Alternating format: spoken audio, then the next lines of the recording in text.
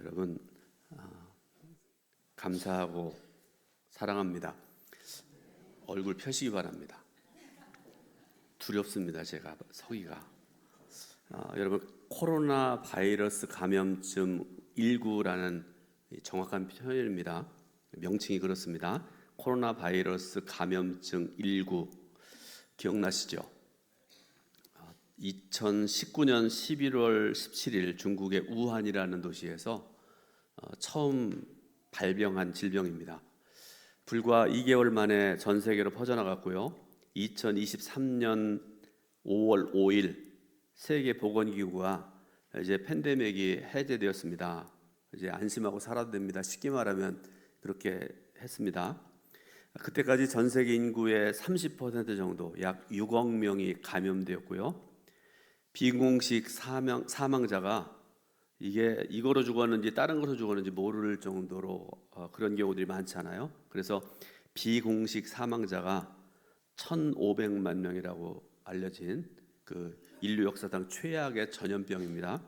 그런데 코로나19 감염 사태를 겪으면서 우리가 몰랐던 것들이 굉장히 많습니다. 변화된 게 굉장히 많고 그렇습니다. 그동안 일상의 삶이 또 평범함으로 여겨졌던 모든 것들이 실제는 얼마나 소중하고 가치 있는 것인지, 얼마나 큰 은혜인지를 알게 되었다고 고백하는 사람들이 많습니다. 예를 들어 봅니다. 사람들이 얼굴을 맞대어서 보면서 대화하고 식사를 할 수 있는 것이 얼마나 큰 은혜인지, 또 학생들이 학교에서 수업을 듣고 급식을 먹고 뛰노는 것이 얼마나 큰 은혜인지, 우리가 신앙생활하면서 교회에서 수십 명, 수백 명, 수천 명이 마음껏 찬양하고 기도하고 예배드릴 수 있다는 것이 얼마나 큰 은혜인지를 새삼 깨닫게 되었다는 것입니다.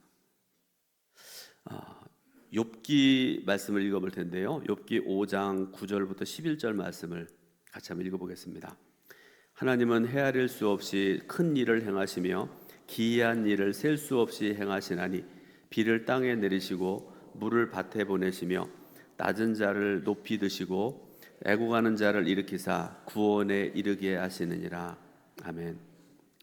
무슨 말씀인가 하면요, 우리들 중에 때마다 비가 내리는 것이, 계절마다 잎이 나고 열매를 맺고 수확을 거두는 것이 하나님의 크신 은혜라는 것을 믿는 사람, 또 내린 비가 논과 밭을 적시고, 우리 동천으로 말하면 그 물이 어디로 모이는가 하면 신천이라는 곳으로 흘러가잖아요. 이 모든 것들이 하나님께서 행하신 놀라운 일이고 기이한 일로 여기는 분들이 얼마나 있을까라는 그런 질문입니다. 아마 대부분의 사람들이 그런 생각을 할 것 같아요. 오늘 비 오네, 오늘 보니까 꽃이 피었네, 자연의 법칙, 일상적인 그런 것들로 여기는 사람들이 굉장히 많을 것 같습니다. 이스라엘 백성들은 광야 생활 40년 동안에 하나님께서 때를 따라 만나를 내리셔서 40년 동안 만나를 먹고 살았던 사람들입니다.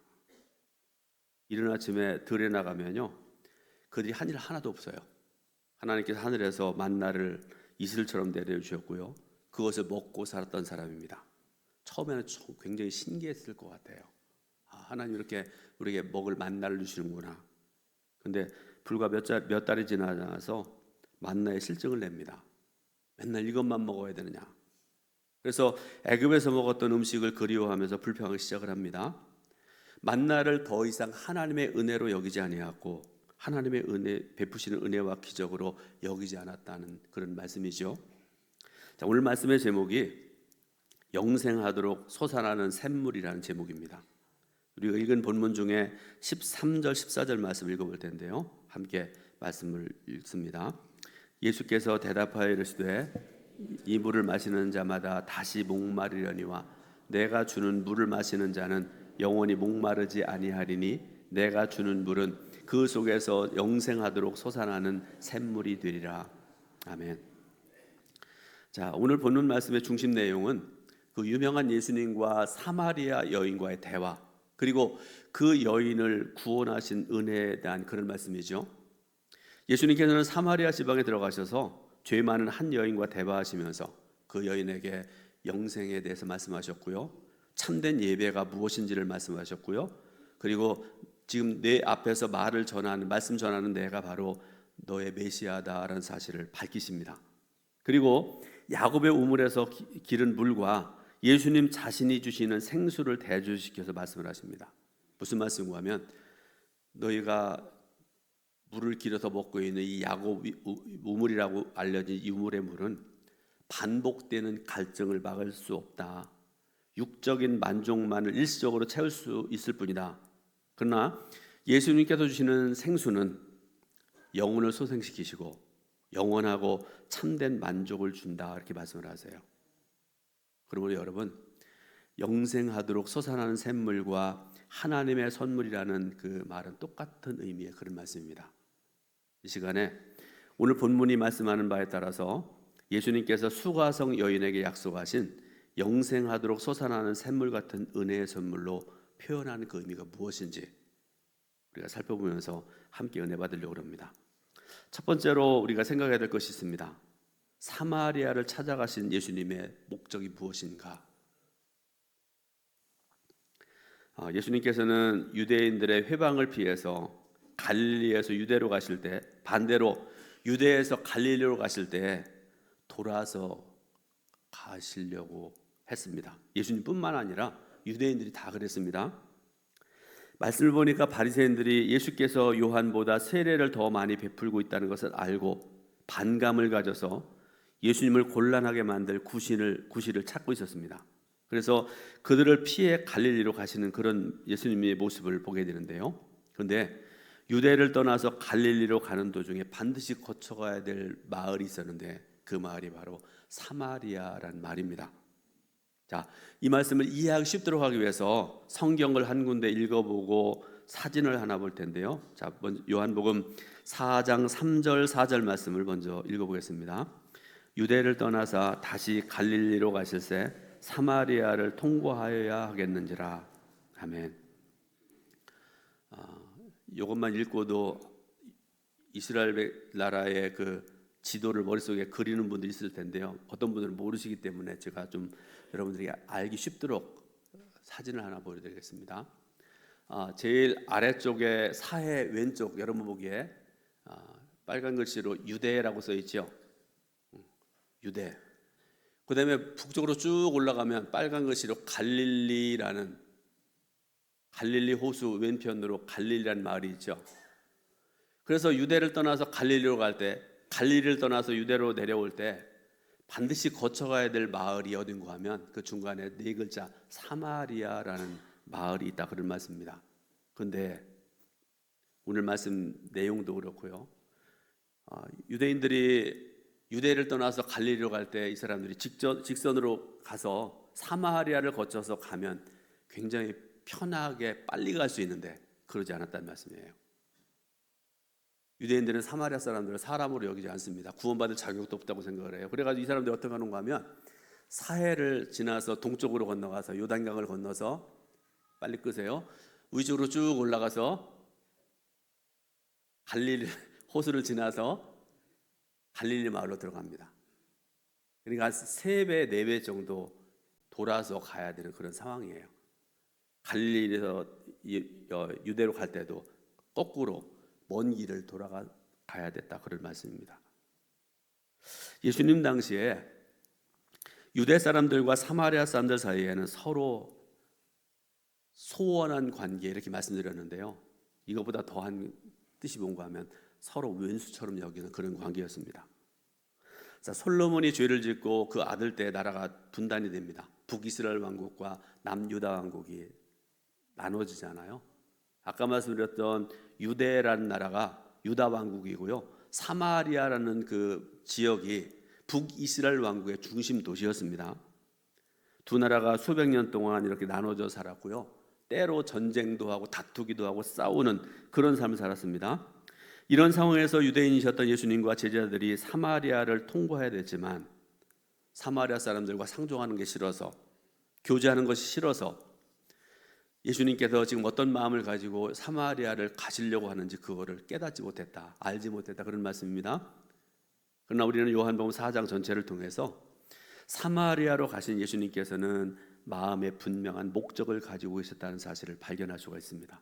자, 요한복음 4장에 등장하는 수가성 여인과 그 여인의 전도로 예수님께로 나오게 될 사마리아 사람들을 향한 하나님의 분명한 목적을 염두에 두고 예수님께서는 그곳으로 가셨다라는 그런 말씀입니다. 여러분, 제가 하나님의 목적이라 말씀드렸죠. 하나님의 목적이 뭡니까? 수가성 여인을 구원하시는 것입니다. 이제까지 유대인들로부터 영적으로 멸시받았고 구원받을 자격도 없는 자나 자격도 없다고 천대받던 사마리아 사람들을 구원하시려고 예수님께서는 사마리아로 가셨다라는 그런 말씀입니다. 오늘 우리의 존재도 우리의 삶의 행로도 성삼위 하나님의 거룩한 목적 속에 있을 때 우리의 존재도 가치도 극대화됩니다. 그러므로 사랑하는 여러분, 하나님의 목적과 여러분의 목적이 일치되는 복된 삶을 살아가시기를 예수님의 이름으로 축원드립니다. 두 번째로 예수님을 만난 여인의 실제 모습이 어떤 것인가에 대해서 말씀드립니다. 예수님께서 사마리아 수가성에 도착하셨을 때 굉장히 피곤하시는 그런 상황이었습니다. 그 내용이 요한복음 4장 6절에 나와 있는데 말씀 같이 읽습니다. 거기 또 야곱의 우물이 있더라. 예수께서 길 가시다가 피곤하여 우물 곁에 그대로 앉으시니 때가 6시쯤 되었더라. 아멘. 자, 이 말씀의 내용은 어떤 내용인가 하면 낮 12시쯤 되어서 한 하루에 가장 더운 때입니다. 배는 고프고 날은 덥고 목은 마르고 몹시 피곤하신 그런 상태였다, 그런 말씀입니다. 그런데 예수님 앞에 한 여인이 물을 기르러 옵니다. 여러분들도 많이 들으셔서 또 성경을 읽으시고 알고 계시는 분들 많을 텐데요. 이때가 가장 더운 때고요. 그래서 사람들이 밖에 나가지 아니하고 집에서 쉬는 그런 시간입니다. 그런데 여러분, 이스라엘이라는 나라가 있는 지역을 가리고 우리가 팔레스틴 이렇게 얘기하잖아요. 그 지역은 우리의 더위와는 상상을 초월한 그런 더위를 가지고 있는 그런 나라라고 해요. 가장 더울 때는 45도에서 50도까지 올라간답니다. 더울 때는 그보다 더 올라간 때도 있답니다. 여러분, 50도 상상을 해보셨어요? 그런데 그 여인은 그 뜨겁고 더운 정오경에 아무도 물을 기르러 오지 않는데 혼자 온 것입니다. 이 여인은요, 물론 유대인들로부터도 버림받은 사람이고요, 자기가 살아가고 있던 사마리아 사람들, 수가성 사람들로부터 버림받은 그런 여인이었습니다. 예수님의 말씀에 의하면 수가성 여인은 부패하고 타락한 사람입니다. 그녀는 하나님께 등을 돌린 사람이고 하나님을 대적하는 사람이었습니다. 그녀에게는 남편이 5명이나 있었다, 이렇게 말씀하시잖아요. 그리고 지금 살고 있는 남편도 진짜 남편이 아니었다, 예수님 말씀하시잖아요. 그녀는 문란한 생활을 하고 있었고요, 하나님의 진노 아래에 있었던 그런 사람이었습니다. 한마디로 수가성 여인은 하나님의 은혜를 받을 자격이 없는 지극히 부패하고 타락한 죄인 중에 죄인이었습니다. 그런데 그녀를 만나서 구원하시기 위해서 우물가에 미리 도착하시고 앉아서 기다리시는 예수님의 그 모습을 한번 생각을 해보시기 바랍니다. 전에 성경 공부할 때 어떤 여자 성도님께서 수가성 여인에 대한 요한복음 4장 말씀을 간략하게 설명하고 난 다음에 했던 그 짧은 말이 제가 기억이 납니다. 좀 길게 이렇게 얘기했어요. 이 여자 대단하다. 여러분, 이 뜻이 뭔지 아세요? 나는 그렇게 살지 않았다, 그런 얘기 아니겠습니까? 비교적인 우위를 가진 그런 생각입니다. 그러면 그런 생각을 가지고 이 시간에 말씀을 듣는 여러분들에게 질문하겠습니다. 여러분은 수가성 여인보다 나은 삶을 살고 있나요? 기분 나쁘십니까?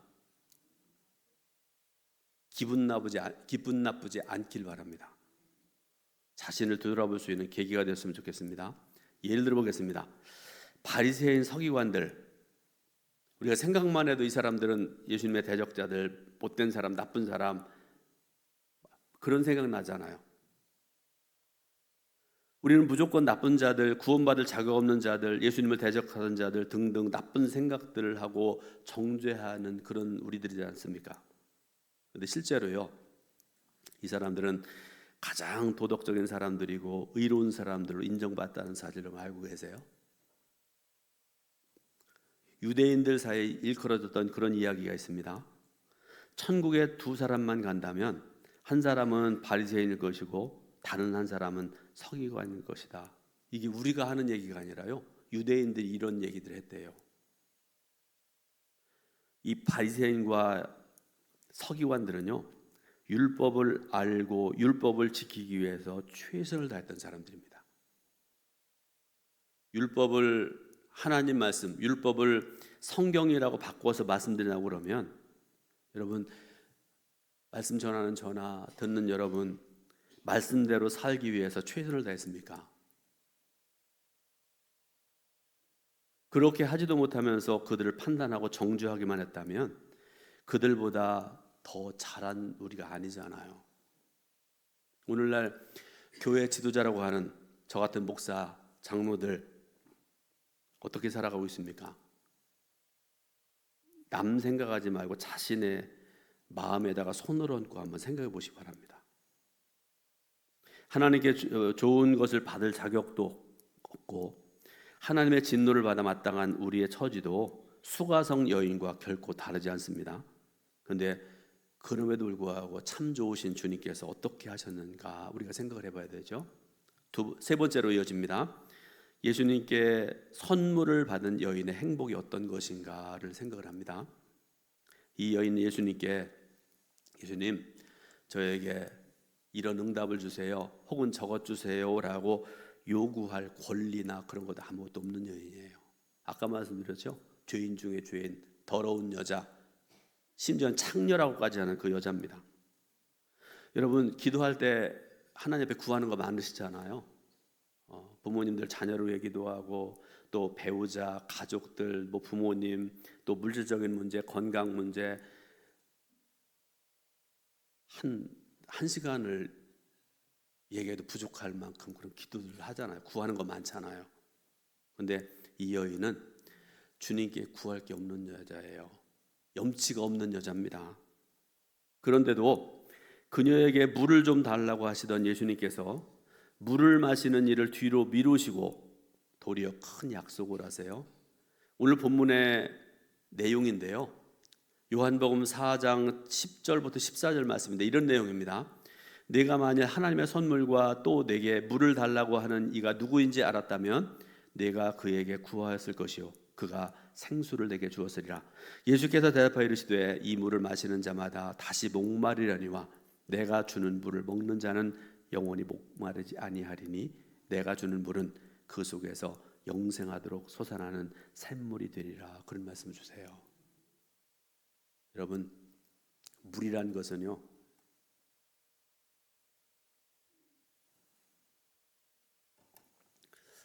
질문하겠습니다. 여러분, 물이 좋으세요? 돈이 좋으세요?